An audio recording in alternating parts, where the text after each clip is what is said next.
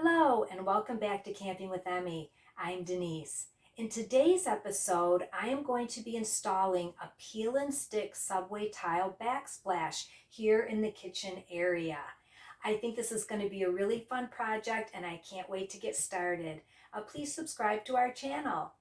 Now, I want to mention first of all that wall preparation is extremely important when using peel and stick tiles.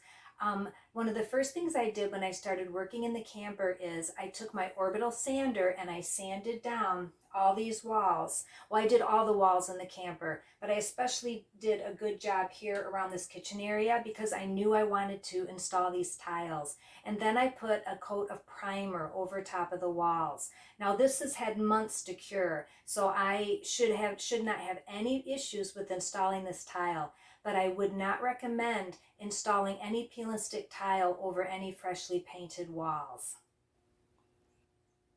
Here are some of the supplies that I'm going to be using when installing this peel and stick tile today. First of all, this is the tile that I am going to be using.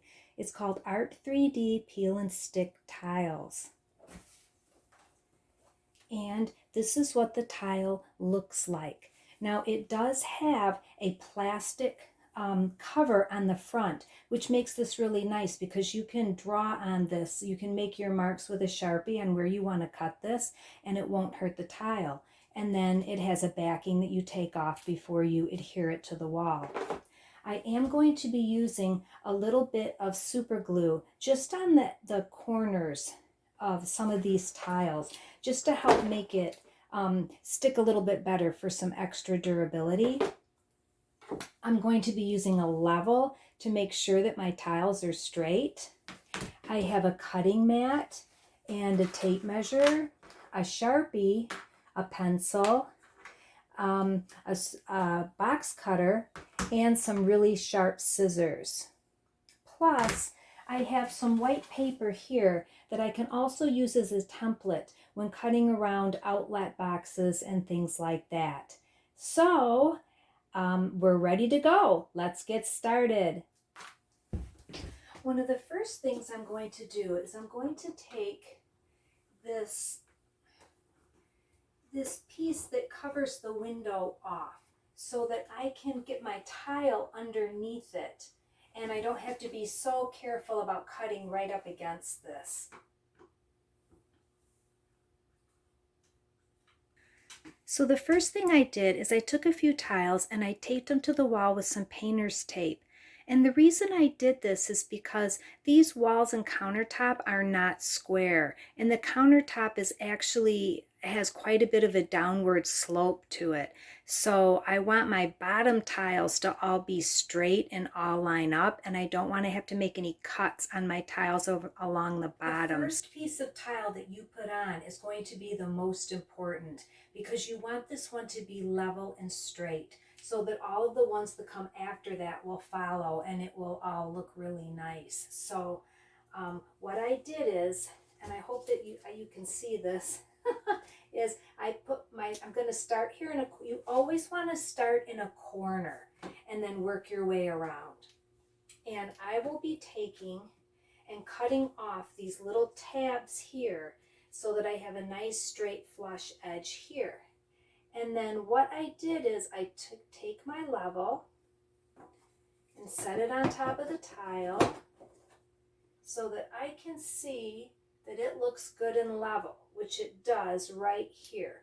So then I take my pencil, I'm just going to mark all the way across the top of here my line so that I know exactly where this first piece is going to go.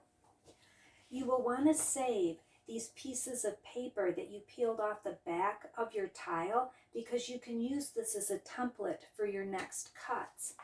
So what I can do is I can set this up here like this, and then I will be able to mark with my Sharpie where I need to make my next cut.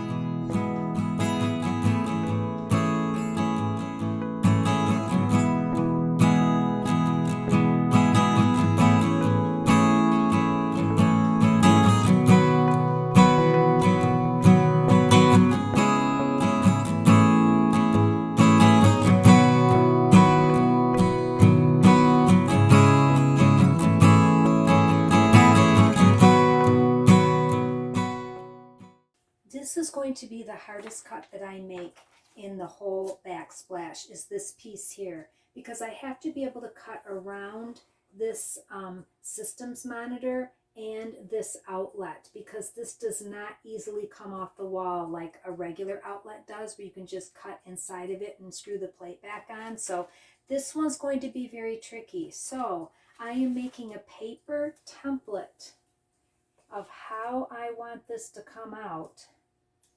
And this is something where you just really got to take your time with this. I mean, there's just no rushing it if you want it to come out. You have to get your paper template as close as you can to where you want your cuts to be.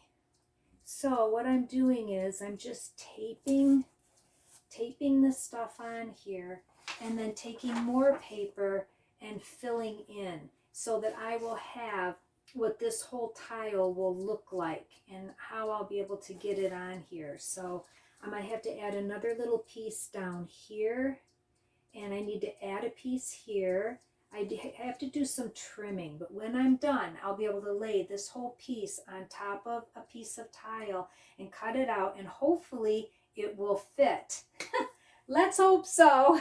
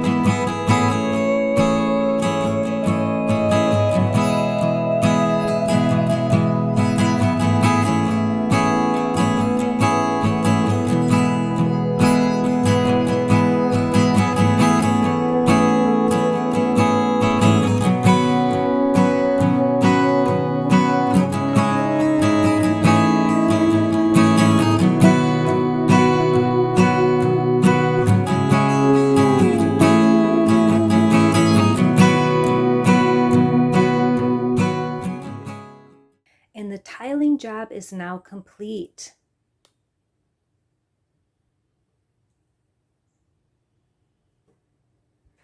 The next thing that I need to do is caulk. I am going to caulk around all of my seams. And this is what I'm going to use right here. And then everything will be finished. And I'm really happy with the way that the tile turned out. There's just a few little things here and there, and mostly it just has to do with the camper, it being a camper.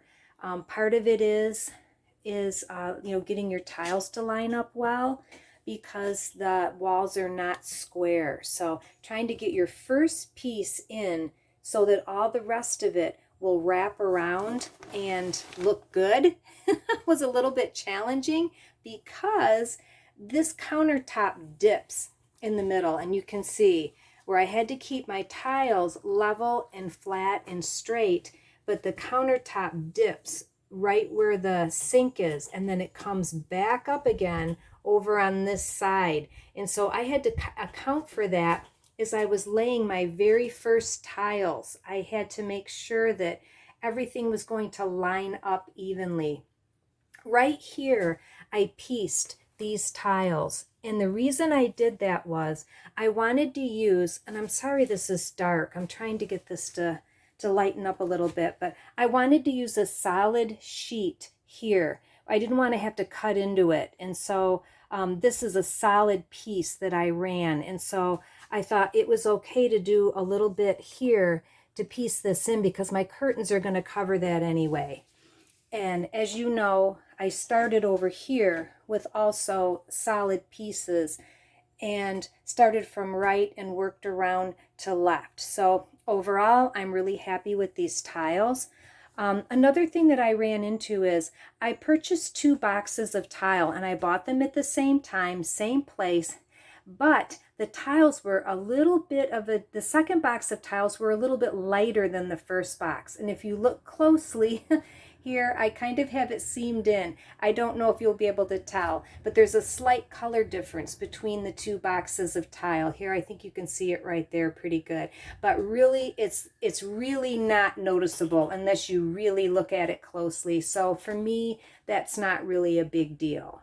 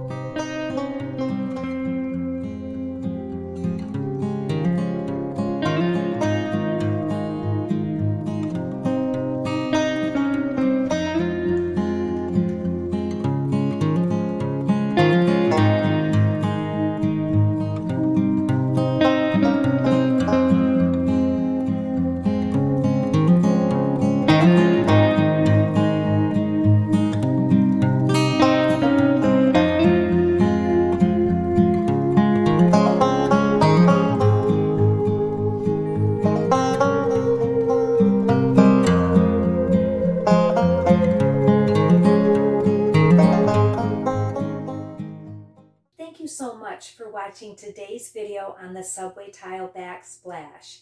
I would like to add that I switched out my cutting mat really early on in this project. I typically only use my X-Acto knife on that, and my utility knife blade was really sharp, and it needs to be to cut through these tiles, and it was tearing up my mat. So I found out that a block of wood works just as good. So I wanted to mention that. Also, this project was time consuming. It took me 2 full days to put the tile on and to caulk all around it. Now the caulking did take quite a little bit of time as well, but well worth the effort. There were quite a few cuts that had to be made. Actually, it was mostly all cuts. I think I only used 3, maybe 4 solid pieces of tile and the rest were all cuts. And it took quite a little bit of time to make my paper templates, but well worth it because in the end, everything fit pretty good after I made my cuts.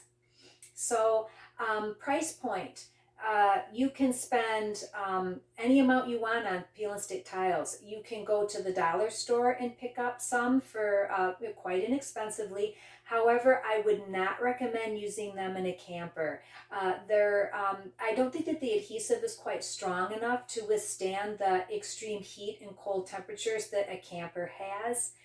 They also have a mid-range tile, which is what I purchased here. And I bought these on Amazon and they were $39 a box, and it took me 2 boxes to do this area here in the camper. They also make a tile called Smart Tiles. And from the research that I've done on those are probably the best. That's what you would really want to use if you're at all concerned about durability and things like that. But they were quite costly, and since I wanted to keep the costs down in this camper reno, I chose the mid-range tiles, and I think that using the super glue on the corners of them and edges will help to keep these in place. I don't have any concerns, and they seemed pretty sticky. So I would like to say thanks again for watching this video. Please hit the like button. Please leave us a comment below. And please subscribe so that you can see all of our previous videos we've done on renovating this camper, as well as any upcoming videos. My next video will be reupholstering the banquette cushions. So on behalf of Rick and myself and Emmy, thank you so much for watching and have a great day.